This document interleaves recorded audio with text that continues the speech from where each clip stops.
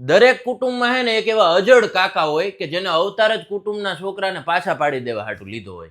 એને હે ને સદગુણ તો એક જ હોય, પોતે ઉંમર લાયક હોય, પણ આજીવન છે ને સલાહ દેવાની એજન્સી લીધી હોય ને એમ ફરતા હોય. ઈ કે લખમણ તે તારા છોકરાને સિટીમાં ઇજનેરનું ભણાવવા મોકલો છે, પણ સિટીમાં કેટલાય રસ્તા ઉપર ઇજનેર આટા મારે છે. વળી કોક આવીને કે કાકા એને જ કે બેંગ્લોરમાં નોકરી મળી ગઈ, લાખ રૂપિયાનો પગાર છે, તો કે સંગત ફેર થઈ જવાની, દારૂએ ચડી જવાનો, પણ તું પાછો નહીં વેડ. ઈ કે માવજીની છોડીએ તો કે ઠામકી મર્યાદા મૂકી દીધી, પણ તું તારા લગ્ન થઈ ગયા છે ને 2 ગામની બાઈ વારે લફરું હાલે છે ને પાછી કાકી રિયામણે વહી ગયા છે, પણ ઈ નહીં જોવે.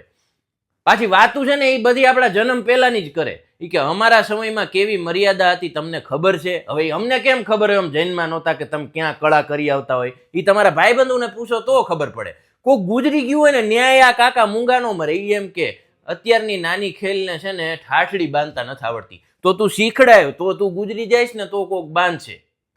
અને આવા કાકા છે ને પાછા કુદરતી રીતે છે ને પૈસે ટકે સુખી હોય. એટલે તમે એની સામે લપ કરવા જાવ તો 2 કલાક ફોન ચાલુ રાખે, અને આપણે 20,000 નોકરી કરતા હોય એટલે આપણે જવું પડે, એટલે નો છૂટ કે કેવું પડે કાકા તમારી જે થાય.